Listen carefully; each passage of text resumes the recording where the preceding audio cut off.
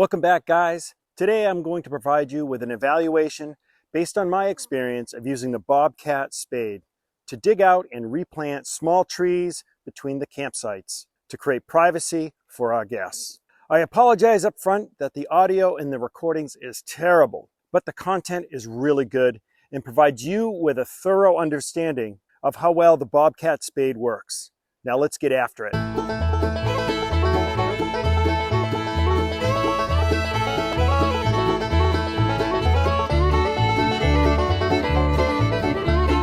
If you are new to this channel, my name is Michael Patterson, and my family and I are trying to build an eco-friendly campground in Sanford, Maine. If you would like to know every time we post a video about our experiences of working with the city, the neighbors, and our Bobcat equipment, click subscribe so that you'll be the first to know when we post another video. The first step when using the Bobcat spade is to pull a plug or dig a hole where you want the tree to go. This means you have to have a place to put the dirt you are digging out. I recommend dropping it into a wheelbarrow or a side-by-side. Also, if you're thinking about purchasing this equipment, you have to get the rear stabilizers. The spade won't push into the ground without the rear stabilizers, so the stabilizers are not really optional. You have to have them. Let's take a look. All right, I marked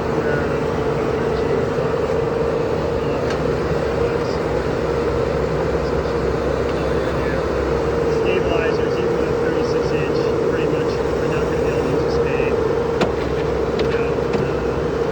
Unless your soil's really soft, you're going to need stabilizers. She barely put that. Those are not stabilizers, but those are kind of stabilizers that they go up and down the spade. You can see that there's some electronics going on that you just hold the trigger button and it automatically goes through this routine of in a little out, in a little out, in a little out, and just goes around. Finally it gets to the bottom, and when she pulls that plug out, you'll see she'll back up pretty quick because she wants to get that dirt out of there. Yeah, see how she does that? So, because you know it's really dry, and I'm going to have to dig that out before the next plant comes. And she'll remember to put the stabilizers up. That's good. Did you notice how when my daughter pulled out the plug, she does it quickly and backs up as soon as she has the rear stabilizers lifted and the spade high enough? This is because if the ground is really dry, or if you have a lot of sand like I do, you want to get that gravel out of the hole, or you will be manually digging out the hole. Let's take a look. One of the things that happens often is if your ground that you're pulling divots out from to plant, a lot of dirt will fall out of the spade even after you close it as tight as you can. So you have to have another person helping you to dig out the hole. And what can happen is wherever you're putting the dirt from this hole to will obviously, because when you grab the plant, it tends to grab more, tends to stay together better. So as a result, I have to dig out this hole, put the plant in there, and then if I want, I can grab this dirt in a wheelbarrow or, you know, in a small side-by-side or something, and then dump this dirt in the other hole before the divot from this hole is put in there. So, you know, that's probably an issue with all spades. What I was trying to say is that when you first get started, you will have to store the dirt from the first hole. As you keep digging holes, you will dump the dirt in the holes from the last plant you dug up. After you have transplanted, let's say 10 trees, and you are finished, you will dump the stored dirt from the first hole in the last hole you took a tree from. Make sense? It will when you dig the first hole and you're wondering where to put the dirt because you have no place to put it. So store the dirt from the first hole. All right, let's dig out our first tree. All right, we'll grab this 4-foot tree here. Big old stump next to it so we don't run into too many roots. There she comes.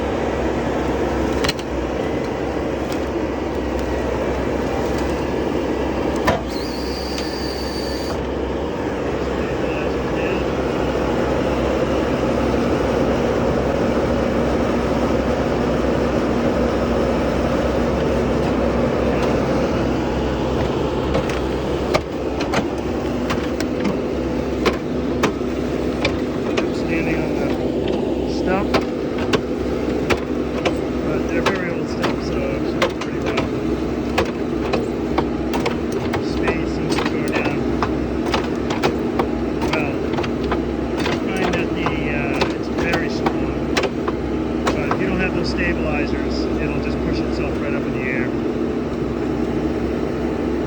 All right, she's ready to pull it in. Ooh, there we go. All right, to the divot we're gonna put it in.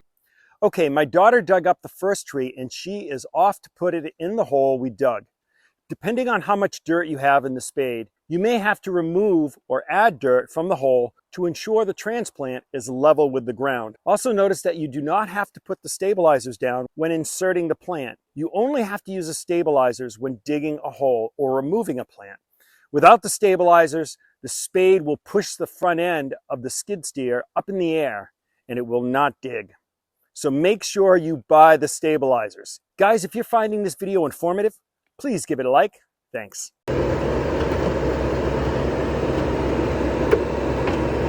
See the rear stabilizers don't have to go down to fill the plug of the tree. So quite nicely. All right, good job. After the plant is deposited, you will likely have to jump around the edges of the deposited plant to help pack it into the hole. So what happens if you don't get enough dirt out of there and you're not careful about putting whatever tree you plant back, you can see it'll be above grade. So for your application that may not matter, but just wanted to make sure you understand that you kind of want to pay attention to how much dirt you have in the spade and how much dirt was taken out of the hole that the tree's going into. Okay, I can't jump up and down on these tree plugs at the same time I film, but I can tell you that sometimes they look like they're 4 to 6 inches off the ground. What you have to do is you have to just jump around the tree, you know, literally both feet, just applying all your weight to pound the plug down into the ground. And I did dig this one out too, so you can tell it's nice and level. But so you know, they don't just slide level into place sometimes, but most of the time you've got to go, you know, jumping around the edges to get it to lay flat. So okay, that is how to use a spade. Now let's talk about what happens if you forget to lift the stabilizers right after you dig the hole. I have 2 more very important points to cover when using the Bobcat spade. First, I'd be remiss if I didn't mention that if you are looking to make an investment in Southern Maine, my daughter Margaret is a local realtor. You'll find her contact information in the description down below. If you forget to raise your stabilizers, which, you know, could happen, you know, you're doing a lot of trees, let's say you're doing 100 trees or something, then this will happen. You'll end up scratching up the heck out of the ground. May not be able to move. My daughter actually eventually ended up getting stuck. And when I came over to her, I said, yeah, you got to raise your stabilizers in the rear.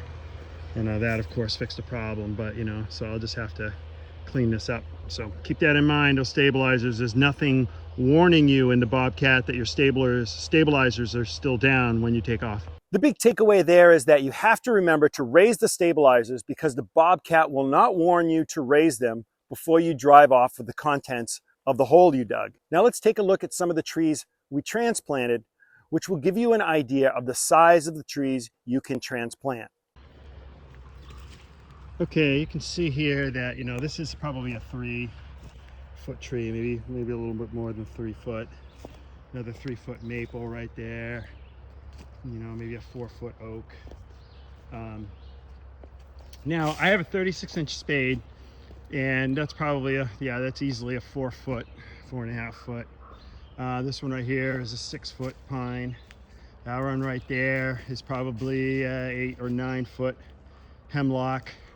That's probably a 10 or 12 foot scrub oak. Now, this plant is not doing well, and I'm watering it pretty much every day, and it's struggling. So I may have to cut some of the lower stuff back. This one was probably 12 foot tall. You can see I cut the top off. The leaves are very droopy, but it does seem to be hanging in there. So I haven't replanted it yet. This oak right here is done well. That's all of 6 foot. This is 7-foot white pine, another white pine, oak. There's a hemlock that's probably 10 or 11 feet up to the top there. This oak right here was a scrub oak, and you can see the leaves are drooping. and it is struggling. So I may have to dig this one out, but I can see it's actually in the last few days been about a week. I forgot to put water on it the first day I put it in, so I'm starting to go with smaller trees, you know, just because I'm hoping that I won't have to water them so much after about a month. I've been watering pretty much every day. I'm going to watch them. I'm going to try to go to every other day eventually. And but overall, a 36-inch spade seems to be pretty good. Should I have gone bigger? I wanted to, but when I talked to the salesman, based on the trees that I was going to be planting, I really don't think it made a really big difference. If I had gone bigger, see that one's sticking up, so I'm going to pound that one over the ground, and I did dig it out.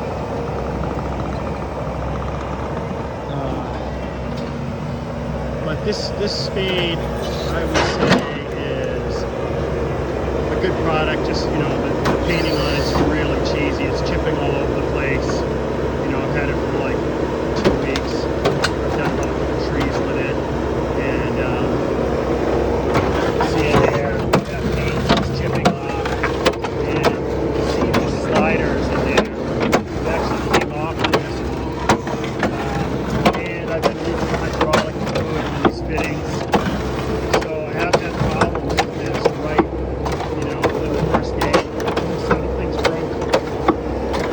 Now I'm using a T770 and 321. These stabilizers, you can see they come off with connects right there. So yeah, so there's still quite a bit of dirt in there, and that, you can see that spade's tight. The gravel's so dry, and it's been raining a lot here lately. You know, it's just the nature of the beast. Wow, see, it's still dropping out. Hopefully she'll make it back to the plug before all the dirt falls out of the spade. But you are going to be dealing with that, depending on your soil conditions, possibly a lot. So just remember that it doesn't always work quite as well as the Bobcat sponsored videos make it look like.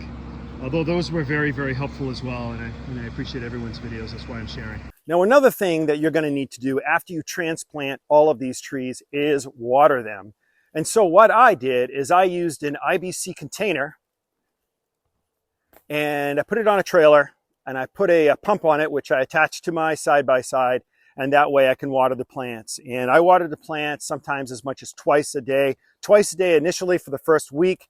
And then after that, actually first 2 weeks, I think I watered them twice a day. And then after that, I water them once a day for about 2 months, and just to make sure that they all took. So make sure that you water the plants. That's a very important thing that you're going to need to do.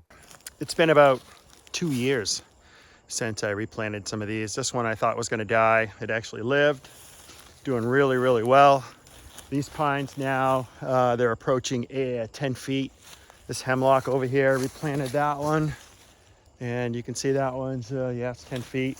You can see down the edge. Yeah, I didn't quite pack it down as much as I could, but doesn't matter. They're all alive, every one of them.